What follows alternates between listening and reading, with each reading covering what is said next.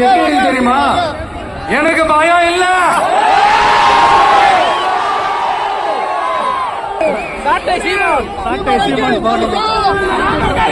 திமுக ஒரு தீய சக்தி. திமுக ஒரு தீய சக்தி. திமுக ஒரு தீய சக்தி. செம்மண்ணு காணாம போறதுக்கு வாய்ப்பு இருக்கு மக்களே. நம்ம மண்ணுக்கும் நம்ம என் நெஞ்சில் குடியிருக்கும்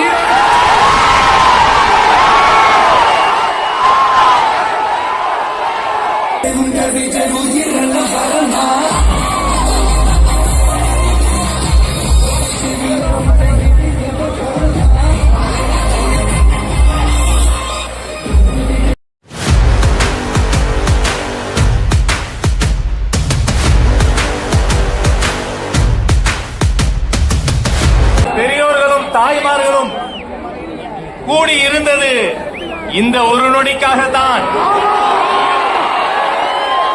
நேரில் வந்திருக்கிற சொந்த பந்தங்களே, நேரகில் பார்த்து கொண்டிருக்கக்கூடிய உலக தமிழர்களே, தமிழக வெற்றி கழகத்தினுடைய வெற்றி தலைவர் தமிழ்நாட்டின் தலையெழுத்தை மாற்றப் போகிற மந்திரம் தர்மத்தாயின் தவ புதல்வன் உங்கள் முன்னால் ஈரோடு மண்ணில் நம் கொள்கை தலைவர் மண்ணில் வெற்றி தலைவர் இதோ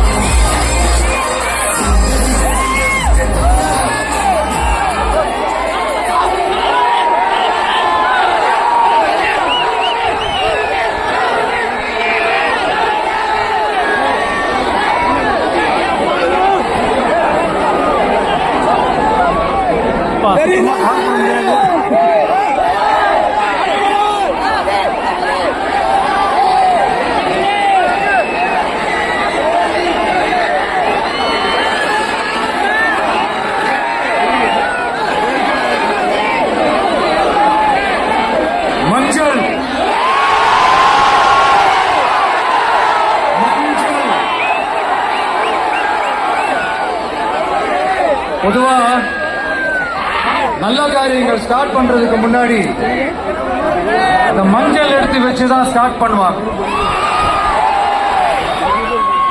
நம்ம வீட்டுல கூட நம்ம அம்மா அக்கா தங்கைகள் நமக்காக நாம நல்லா இருக்கணும்ன்றதுக்காக மஞ்சள் புடவை கட்டிக்கிட்டு தான் வேண்டிக்குவாங்க. அப்படி அந்த மஞ்சள்னாலே ஒரு தனி வைப்பு தான். நம்ம கொடியில கூட அந்த வைப்ரண்டான அந்த எனர்ஜெட்டிக்கான அந்த மஞ்சள் இருக்குமே, அந்த மாதிரி மங்களகரமான மஞ்சள் விளையிற பூமி தான் இந்த ஈரோடு பூமி. இங்க வந்து மஞ்சளை பத்தி பேசாம வேற எங்க போய் பேசுறது? அது மட்டும் இல்ல, இங்க ஒரு மகத்தான ஒரு மனிதரை பத்தி நம்ம பேசியே ஆகணும். இந்த ஈரோடு மண் விவசாயத்துக்கும் பேர் போன மண். இங்க நடக்கிற அந்த விவசாயத்துக்கு மிக முக்கியமான ஒரு கவசமா இருக்கிறது என்ன தெரியுமா? காளிங்கராயன் அணை, காளிங்கராயன் கால்வாய், காளிங்கராயன் அணை கட்டினதுலயும் கால்வாய் வெட்டினதுலயும் உயிரான உணர்வு பூர்வமான நிறைய விஷயங்கள் இருக்கு. அப்படி அந்த ப்ராசஸ்ல அவர் அந்த அணை கட்டும் போதும் கால்வாய் வெட்டும் போதும் ரொம்ப சோர்வடைஞ்சிட்டாராம். அப்ப அவங்க அம்மா அதை பார்த்துட்டு சொன்னாங்களா, மகனே காளிங்கா, தயிர் வித்த காசு தாழ்வாரம் வரைக்கும் இருக்குது, மோர் வித்த காசு முகட வரைக்கும் இருக்குது, அதை எடுத்துக்கிட்டு போய் அணைய கட்டியா கால்வாய வெட்டியான்னு சொல்லி தைரியம் கொடுத்தாங்களாம். பெத்த அம்மா கொடுக்கிற அந்த தைரியம் இருக்கு பாருங்க, அதை தாண்டி வேற எதுவுமே கிடையாதுங்க. ஒரு மனுஷனால எதையும் சாதிச்சு காட்ட முடியும். அப்படி ஒரு தைரியத்தை தான் இப்ப நீங்க என்னுடைய அம்மா, அக்கா, தங்கைகள்,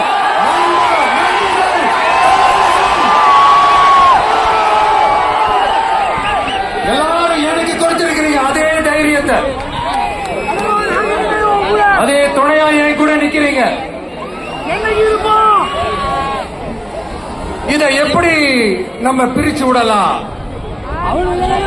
இதை எப்படி நம்ம கெடுக்கலாம், என்னெல்லாம் அவதூறுகள் நம்ம விஜய் மேல சொல்லி மக்களை நம்ப வைக்கலாம், என்னெல்லாம் சூழ்ச்சிகள் நம்ம விஜய் மேல பண்ணி மக்களை நம்ப வைக்கலாம். இப்படி சூழ்ச்சிகளை மட்டுமே நம்பி குழப்பம் நடத்துற சில சூழ்ச்சிக்கார கூட்டங்கள் இதை தொடர்ந்து செஞ்சுக்கிட்டு தான் இருக்கு. ஆனா அவங்களுக்கு தெரியாது, இது இன்னைக்கு நேத்து வந்த உறவு இல்ல, கிட்டத்தட்ட 30-33 வருஷத்துக்கு மேல இருக்கிற உறவு. ஏன் நான் சினிமாவுக்கு வந்தப்போ எனக்கு வயசு 10, அப்ப இருந்து இந்த உறவு ஸ்டார்ட் ஆகி போயிட்டு இருக்கு, அவங்களுக்கு தெரியாம போச்சு. அதனால என்ன பண்ணாலும், நீங்க என்ன ட்ரை பண்ணாலும், எல்லாத்தையும் விட்டுட்டு மக்களுக்காக வந்திருக்கிற இந்த விஜய மக்கள் ஒரு நாளும் கைவிட மாட்டாங்க. மக்கள் கூடவே நிக்கிறாங்க, கூடவே நிப்பாங்கன்னு அவங்களுக்கு தெரியாம போச்சு. என்னப்பா நிப்பீங்கல்ல?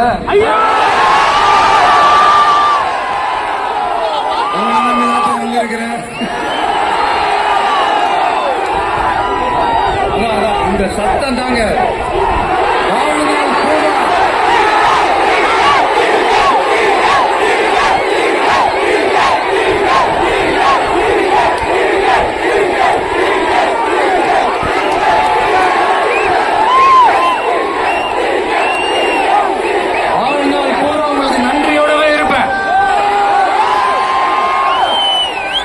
இப்போ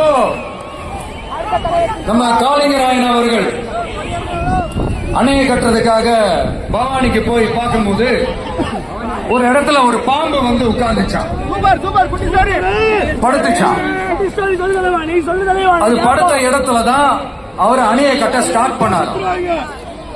அப்புறம் அந்த பாம்பு வளைஞ்சி நெளிஞ்சி போற இடத்துல எல்லாம் கால்வாயை வெட்டினார்னு சொல்லி சில வாய்மொழி கதைகள்லாம் சொன்னாங்க. தண்ணியை சேமிச்சு வச்சு குடிக்கிறதுக்கும் விவசாயத்துக்கும். தம்பி கீழே இருங்க, தம்பி கீழே இறங்குப்பா, please.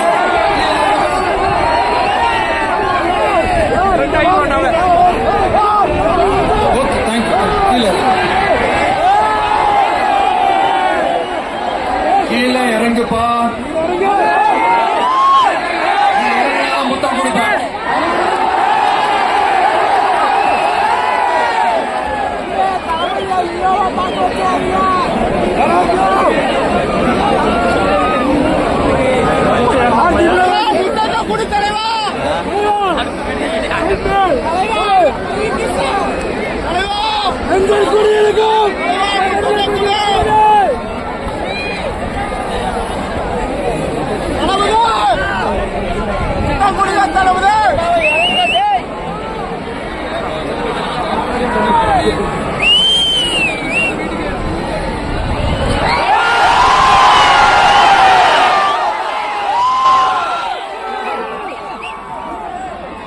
இப்படி தண்ணியை சேமிச்சு வச்சு குடிக்கிறதுக்கும் விவசாயத்துக்கும் வழி வகுக்கிறது எவ்வளவு பெரிய ஒரு நல்ல விஷயம்.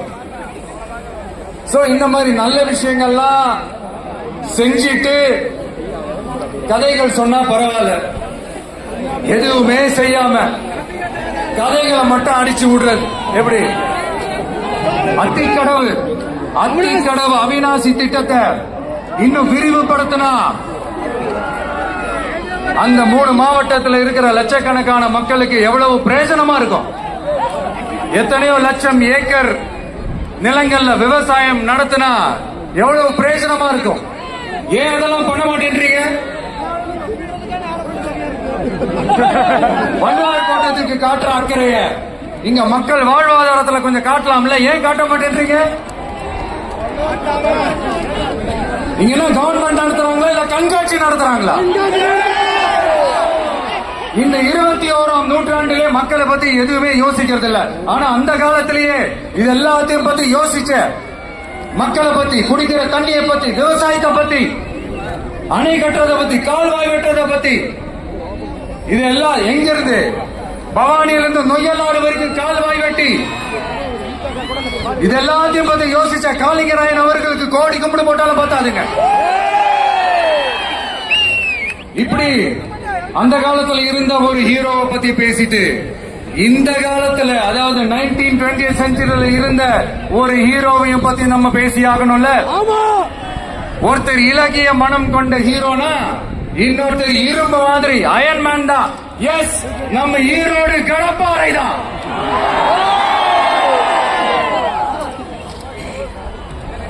ஒட்டுமொத்த தமிழ்நாட்டையே திருப்பி போட்ட சீர்திருத்த நெம்புகோல் ஈரோடு மாவட்டத்தில் பிறந்த அவர்தான். இந்தியாவுக்கு இடஒதுக்கீடு சம்பந்தமான அரசியல் சட்டத்தை திருத்தறதுக்காக போராட்டம் நடத்தினவர் யாரு? நம்ம தந்தை பெரியாரு.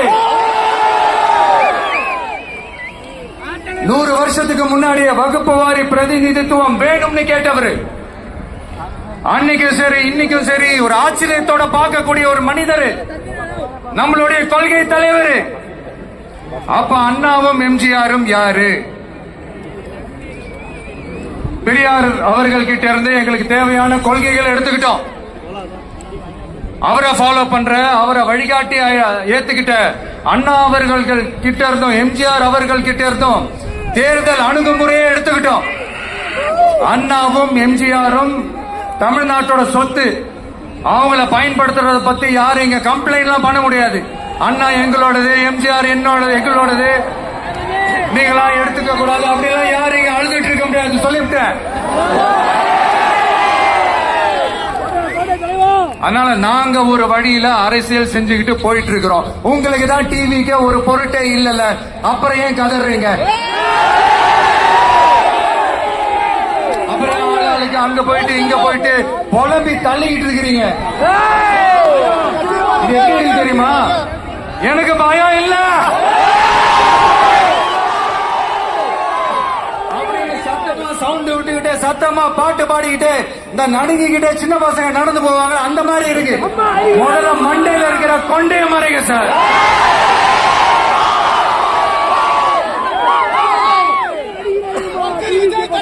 சும்மா மாறு வேஷத்துல மறு வச்சுக்கிட்டு ரேடியோ ஆளுன்னு இவங்க ஆளுங்களை மாத்தி மாத்தி அனுப்பிக்கிட்டு, இதெல்லாம் என்ன மக்களுக்கு தெரியாதுன்னு நினைச்சிட்டு இருக்கீங்களா? மக்கள் எல்லாத்தையும் உன்னிப்பா கவனிச்சிட்டு இருக்காங்க. அதனாலதான் சொல்றேன், உங்களுக்கு நீங்க கொள்ளையடிச்சு வச்சிருக்கிற காசு தான் துணை. ஆனா எனக்கு என் மேல எல்லையில்லா பாசம் வச்சிருக்கிற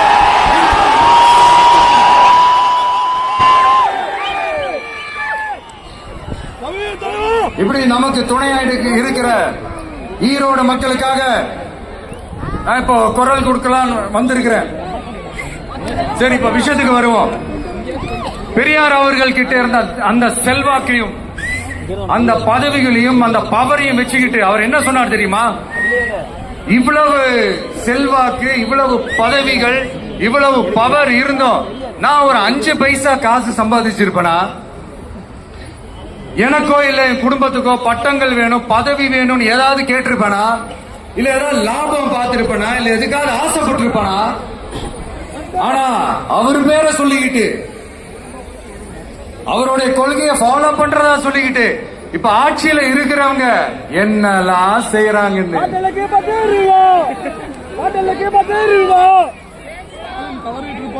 அதனாலதான் சொல்றோம், பெரியார் பேரை சொல்லிட்டு தயவு செஞ்சு கொள்ளையடிக்காதீங்கய்யா, தயவு செஞ்சு கொள்ளையடிக்காதீங்க. அவரு பேரை சொல்லிக்கிட்டு பெரியார் பேரை சொல்லி கொள்ளையடிக்கிற இவங்க தான் நம்மளுடைய அரசியல் எதிரி. மக்களை நீங்க சொல்லுங்க, நம்மளுடைய அரசியல் எதிரி யாரு? நம்மளுடைய கொள்கை எதிரி யாரு? ரிப்பீட், நம்மளுடைய அரசியல் எதிரி யாரு? நம்மளுடைய கொள்கை எதிரி யாரு?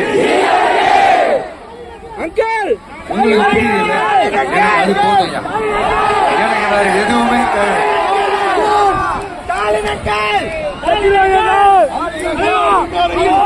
அதனாலதான்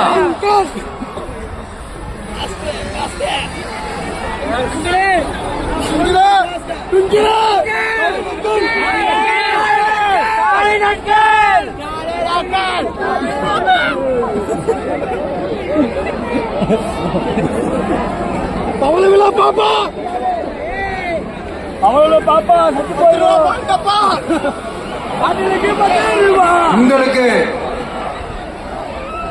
நம்மளை பத்தி நம்ம அரசியலோட நீங்க எல்லாரும் என்னோட அரசியலோட கனெக்டடா இருக்கீங்கன்றது ரொம்ப தெளிவா தெரியுது. அதனால எனக்கு அது போதும். அதனாலதான் எதிரிகள் யாருன்னு சொல்லிட்டு களத்துக்கு வந்திருக்கிறோம். அதனால அவங்களை மட்டும் தான் எதிர்ப்போம். அதுவும் அந்த எதிரிகள் யாரு இப்போ இங்க 2026 சட்டமன்ற தேர்தலில் களத்தில் இருக்கிறாங்களோ அவங்கள மட்டும் தான் எதிர்ப்போம். சும்மா களத்திலே இல்லாதவங்களையும் களத்துக்கும் அவங்களுக்கும் சம்பந்தமே இல்லாதவங்களையும் எதிர்க்கிற ஐடியாலாம் இல்ல பாஸ். நீங்க கேட்கிறீங்கன்றதுக்காக எல்லாம் எதிர்த்துட்டு இருக்க முடியாது பாஸ். நிறைய வேலை இருக்கு.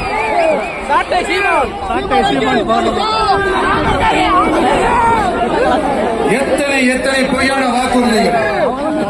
வந்த உடனே நீட்டை ரத்து செய்வோம், கல்வி கடனை ரத்து செய்வோம், கேஸ் சிலிண்டருக்கு மானியமா 100 ரூபாய் தருவோம், என்னெல்லாம் அடிச்சு விட்டுட்டு இன்னி வரைக்கும் கேக்குறேன், இதெல்லாம் சொன்னாங்களே செஞ்சாங்களா? இங்க எப்பவுமே இப்படிதான், சொல்றது ஒண்ணு செய்யறது ஒண்ணு. திமுகவும் பிரச்சனைகளும் பெலிகால் போட்டு ஓட்டின ஃப்ரெண்ட்ஸ் மாதிரி ஒண்ணு பிரிக்கவே முடியாது. இப்போ ஈரோடு பகுதியில் இருக்கிற பிரச்சனையை பத்தி பேசுவோம். பெரியார் பேரை மட்டும் சொல்லிக்கிட்டு எப்படி அவரோட கொள்கைகளுக்கு எதிராக செயல்படுறாங்களோ அப்படிதான் இந்த மஞ்சள் நகரத்தோட மஞ்சளுக்கும் ஒண்ணு பண்ணல, மஞ்சள் விவசாயிகளுக்கும் ஒண்ணு பண்ணல. ஆராய்ச்சி மையம், சிறப்பு மையம்னு கோடியா டெண்டர் விட்டாங்க, பேருக்கு கட்டிடத்தை கட்டினாங்க. ஆனா உலகமே போட்டி போட்டு வாங்குற மஞ்சளை மதிப்பு கூட்டி விற்பனை செய்ய, அதாவது அதோட வேல்யூ இன்க்ரீஸ் பண்ணி நம்ம விவசாயிகளுக்கும் இந்த மாவட்ட மக்களுக்கும் நன்மை செய்ய இதுவரைக்கும் என்ன செஞ்சிருக்காங்கன்னு யோசிச்சு பார்த்தா ஒரு பெரிய ஜீரோ தான். கரும்பு நெல்லுக்கு அரசாங்கம் விலை பிக்ஸ் பண்றாங்க, அதையும் ஒழுங்கா பண்றதில்ல. ஒவ்வொரு முறையும் பிரச்சனை. அங்க நெல் கொள்முதல் செய்யறதுல ஊழல். சரி, நாம கஷ்டப்பட்டு விளைய வச்சது வீணா போக கூடாதுன்னு நினைச்சு நம்ம விவசாயிகள் கேட்கிற லஞ்சத்தை கொடுத்தாலும் அதுக்கப்புறம் கூட அந்த கொள்முதல் ஒழுங்கா நடக்கிறது இல்ல. அதையும் தாண்டி ஏதோ ஒரு விலை விவசாயிகளுக்கு கிடைக்குது. அப்படியெல்லாம் இல்லாம ஒழுங்கா நேர்மையா நம்ம மஞ்சளுக்கும் நியாயமான விலை பிக்ஸ் பண்ணி தரமான விதைகளை கொடுத்தா என்ன குறைஞ்சா போயிடுவாங்க? இதெல்லாம் யோசிக்கிறதுக்கு அவங்களுக்கு நேரமே இல்ல. 24/7 அவங்களோட யோசனை என்ன தெரியுமா? இந்த விஜயை எப்படி முடக்கலாம், தமிழக வெற்றி கழகத்தை எப்படியெல்லாம் முடக்கலாம் அப்படின்னா அவங்களுடைய சிந்தனையே 24/7. வண்டியே திருப்பி விடுறாங்க. எத்தனையோ வருஷத்துக்கு முன்னாடி நம்ம காளிங்கராயர் நதிகளின் இணைப்புக்கு முன்னோடியா இருந்தார். பவானி ஆத்துல வர அதிகமான தண்ணி அணை கட்டி தேக்கி தண்ணீர் வறட்சியான பகுதிகளுக்கு அனுப்பினாரு. ஆனா இன்னைக்கு இவ்வளவு நவீன வசதிகள் இருந்தோம், இவ்வளவு சயின்ஸ் வளர்ச்சிகள் இருந்தோம், இவ்வளவு டெக்னாலஜி வளர்ச்சிகள் இருந்தோம், அவங்க வாக்குறுதியில் ஒண்ணு கொடுத்தாங்கல்ல, பவானி நொய்யலாறு அமராவதி 6 இணைப்பு திட்டத்துக்கு ஒரு துரும்ப கூட கிள்ளி போடல. வாக்குறுதி நம்பர் 103 சொன்னாங்களே, செஞ்சாங்களா? சரி, இதாவது ஒரு பெரிய ப்ராஜெக்ட். ஆறுகளை சுத்தப்படுத்த பல ஆயிரம் கோடி நிதி ஒதுக்குவோம், தமிழ்நாட்டில் உள்ள ஆறுகளை சுத்தப்படுத்துவோம்னு சொன்னாங்களே, செஞ்சாங்களா? ஆனா ஆத்து மணலை கொள்ளையடிக்கிறதுல மட்டும் வேலையை கரெக்டா செய்வாங்க. இதை நான் ஏன் திரும்ப திரும்ப சொல்றேன்னா, மக்களே நீங்க புரிஞ்சுக்கணும். கொஞ்சம் மசந்தா மத்த மாவட்டங்கள்ல மணல் காணாம போன மாதிரி, மலைகள் காணாம போன மாதிரி, நம்ம மாவட்டத்துல தனி வளத்தை கொடுத்த செம்மண்ணும் காணாம போறதுக்கு வாய்ப்பு இருக்கு மக்களே. நம்ம மண்ணுக்கும் நம்ம ஆத்துக்கும் நம்ம விவசாயிக்கும் தான் இந்த மோசமான நிலைமை. அதனால ஏதாவது தொழில் செஞ்சு பிழைக்கலாம்னு பார்த்தா அதுக்கும் எங்க விடுறாங்க. தொழில்னு பார்த்தா 30% நெசவாளர்களுக்கு கூலி பாக்கி. அரசாங்கம் நம்ம நெசவாளர்கள் கிட்ட இருந்து கொள்முதல் செய்த வேட்டி சேலைக்கான கூலியை கூட போராடி தான் வாங்க வேண்டியதா இருக்குது. அது சலுகையோ உதவியோ நலத்திட்டமோ கிடைக்காது. நம்ம உழைப்புக்கான ஊதியம், நம்மளோட உரிமை, அதுக்கே போராட வேண்டிய நிலையில தான் இந்த அரசாங்கம் நம்மள வச்சிருக்கு. நல்லா பாத்துக்கங்க மக்களே, உரிமைக்கு குரல் கொடுத்தவங்க தான் இவங்க. சிறு குறு தொழில்கள் பீக் ஹவர்ஸ் சார்ஜ்னு கரண்ட்டுக்கு அநியாய விலை வச்சு அதையும் செய்ய விடாம நம்மள முடக்கிடுறாங்க. அந்த பீக் ஹவர்ஸ் சார்ஜ் கொள்ளையால எத்தனை வருஷமா எவ்வளவு பேர் பாதிக்கப்படுறோம், எவ்வளவு தொழில்கள் பாதிக்கப்படுது. நாமளும் கத்துறோம், போராடுறோம், கோரிக்கை வைக்கிறோம். எதையாவது இவங்க கண்டுக்கிறாங்களா? கொஞ்சம் யோசிங்க. ஏன் கண்டுக்க மாட்டேன்றாங்கன்னு கொஞ்சம் யோசிங்க. அப்பதாங்க பிரைவேட்ல அதிக விலைக்கு கரண்ட் வாங்க முடியும், அதுக்கு டெண்டர் விட முடியும். அப்படி டெண்டர் விட்ட மேட்டர்ல எல்லாம் என்ன நடக்கும்னு உங்களுக்கும் தெரியும், எனக்கும் தெரியும், நம்ம எல்லாருக்குமே தெரியும். இந்த மாதிரி ஈரோட்ல மட்டும் இல்ல, எந்த மாவட்டத்துக்கு போனாலும் பிரச்சனைகள் மேல பிரச்சனைகள் தான். அதையெல்லாம் தீர்க்கிறதுக்கு ஒரு சொல்யூஷன் கூட சொல்லாம இதுல வேற பெருமையா மாடல் அரசுங்கிறது இல்ல. நான் கேக்குறேன், கூச்சமா இல்ல? எதுவுமே இல்லை எங்க.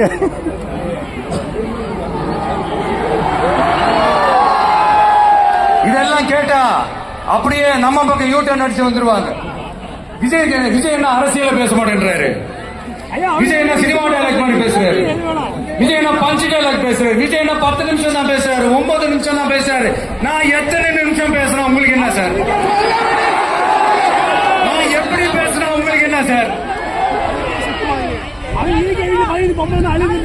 உள்ள விஷயம் என்னன்னு பாருங்க சார். ஒவ்வொரு மாவட்டத்துக்கும் போய் மக்கள் ஃபேஸ் பண்ற பிரச்சனைகளை எடுத்து பேசிட்டு இருக்கிறேன். பின்ன அது அரசியல் இல்லாம வேற எதுதான் அரசியல்? உங்களை மாதிரி தனிப்பட்ட முறையில தரக்குறைவா அசிங்கமா பேசுறதுதான் அரசியல்னா அந்த அரசியல் நமக்கு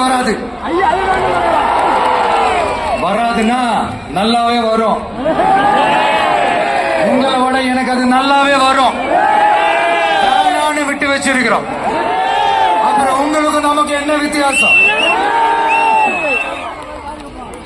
காஞ்சிபுரத்தில் நாம பேசும்போது இந்த மாதிரி உங்களால் அமைக்கப்பட போற ஆட்சியில நம்ம ஆட்சிக்கு வந்த உடனே என்னெல்லாம் செய்ய போறோம்ன்றது சிலது சொன்னோம். அதையெல்லாம் தப்பா புரிஞ்சுக்கிட்டு இப்போ சொல்றேன், விளக்கமா சொல்றேன். நான் சலுகைகளுக்கு எதிரானவன் கிடையாது. மக்களுக்கான சலுகைகளை இலவசம் சொல்லி அசிங்கப்படுத்துறதுல எனக்கு உடன்பாடு கிடையாது. மக்களுக்கு செய்யறது எப்படி இலவசம்னு சொல்றீங்க? அப்படியே செஞ்சுட்டாலும் ஓசியில போறேன்னு சொல்லி அசிங்கப்படுத்துறீங்க. என்ன கேட்கறதுக்கு ஆள் இல்லை நினைச்சீங்களா? மக்களுக்கு உடனே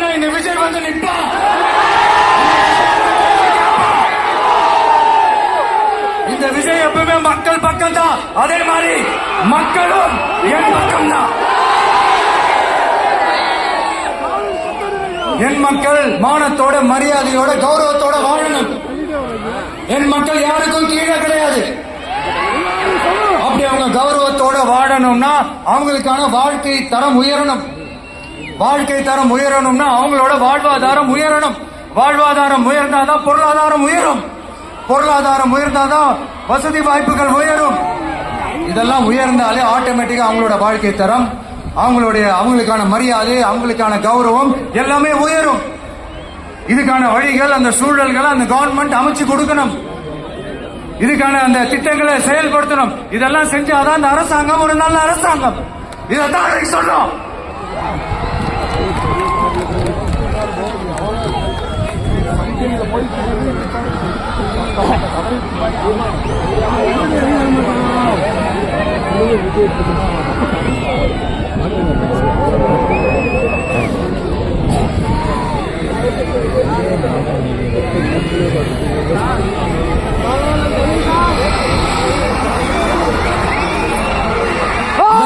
சொன்னோம் உடனே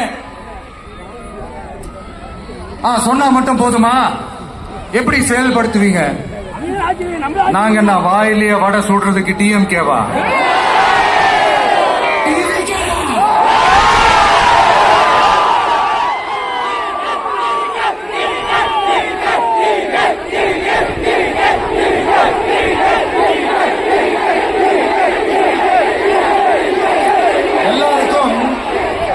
எல்லாருக்கும் நிரந்தரமான ஒரு வீடு இருக்கணும்னு சொன்னோம்.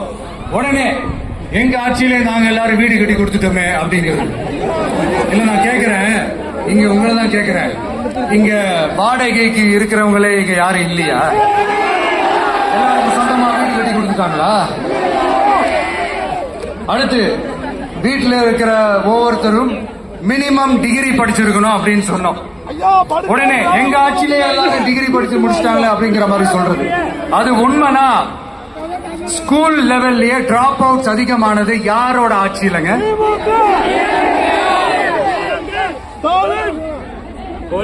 பசங்க பிள்ளைங்க யாரும் ஸ்கூல்ல சேரலன்னு சொல்லிட்டு எனக்கு தெரிஞ்சு 207 கவர்மெண்ட் ஸ்கூல்ஸ் மூடினது யாரோட ஆட்சியிலங்க?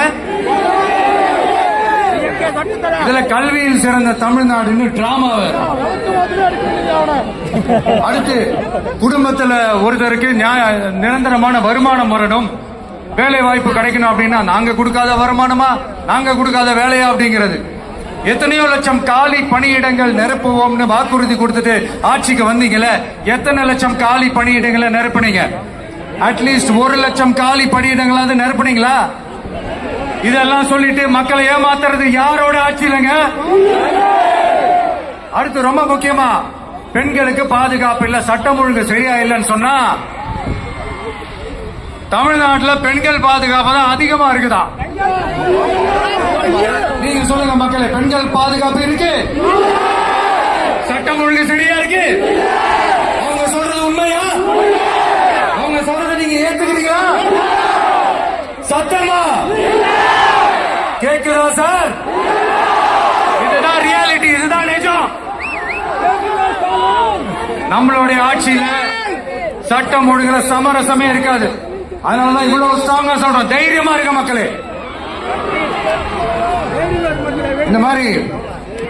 இந்த மாதிரி விஷயங்கள்லாம் நம்ம மக்கள் கிட்ட எடுத்து சொன்னா உடனே இந்த இது எடுத்துட்டு அங்க வந்துருவாங்க. ஐயோ,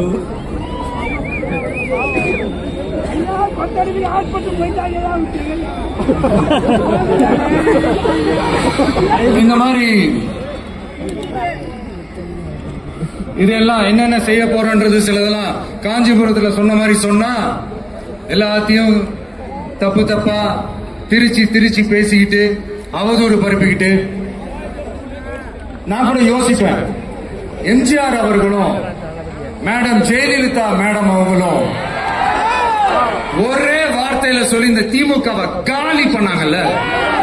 நான் கூட யோசிப்பேன், ஏன் இவ்வளவு ஹார்ஷா பேசுறாங்க, ஏன் இவ்வளவு ஹார்ஷா அவங்களை திட்டுறாங்கன்னு யோசிச்சது உண்டு.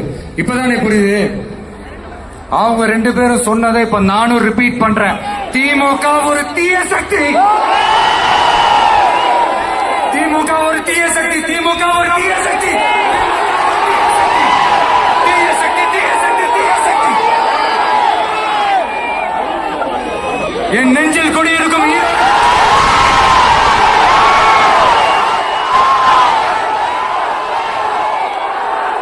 டிவிகே ஒரு தூய சக்தி, டிவிகே ஒரு தூய சக்தி, தூய சக்தி டிவிகேவுக்கும் தீய சக்தி டிஎம்கேவுக்கும் தான் போட்டியே.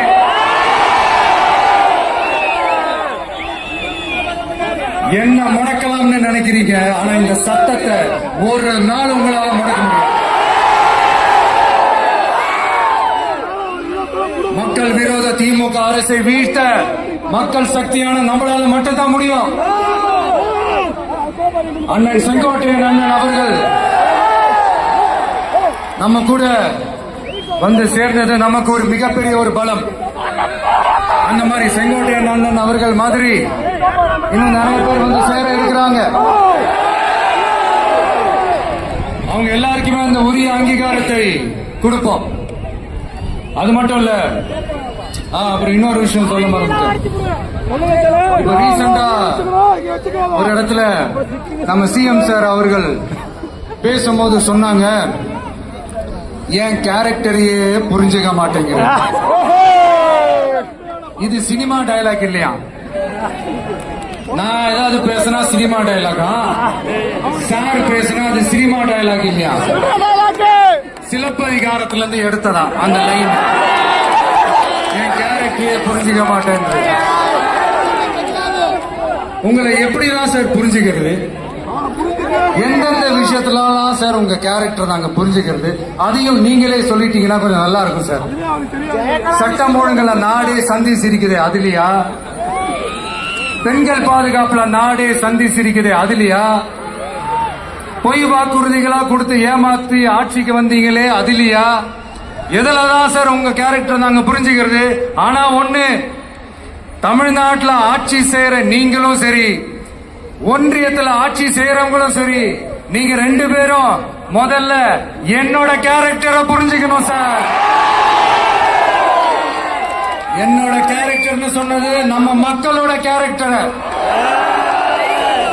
2026 சட்டமன்ற தேர்தலோட அந்த கேரக்டரே கொஞ்சம் வேற மாதிரி சார். அத கொஞ்சம் தயவு செஞ்சு நீங்க புரிஞ்சுக்கணும் சார். புரிஞ்சுக்கலன்னா மக்களே உங்களுக்கு புரிய வைப்பாங்க சார். கான்பிடண்டா இருங்க சார். வெற்றி நிச்சயம் சார். மீண்டும் சந்திக்கும் வரை நன்றி.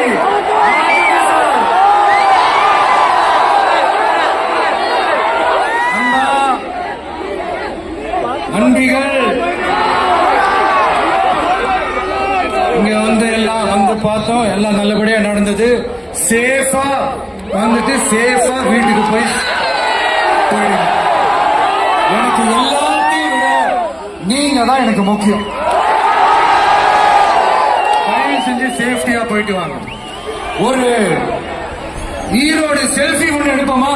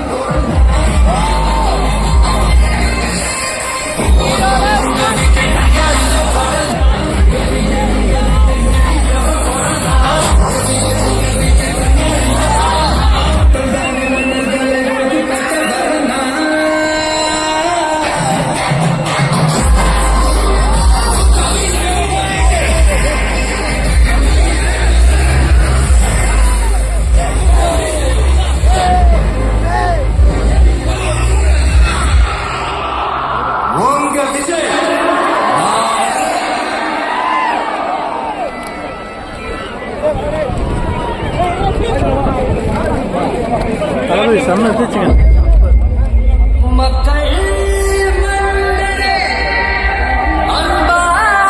எப்படி பாட்டு போட்டுருக்காங்க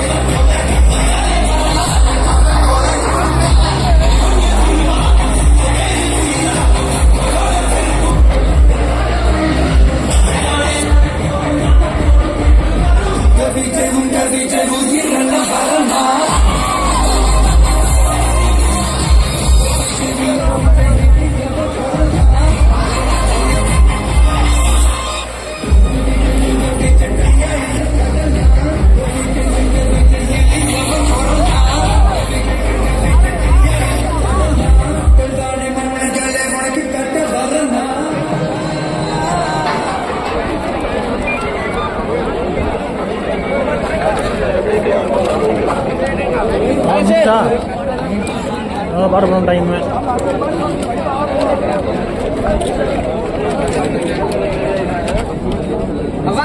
சூப்பராக முடிச்சுங்க மீட்டிங் செல்ஃபியா செல்ஃபி எடுக்குங்களா அவன் சொல்ல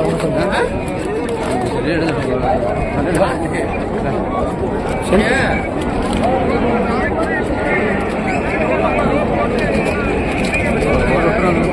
போட்டுருங்க ஆமாம்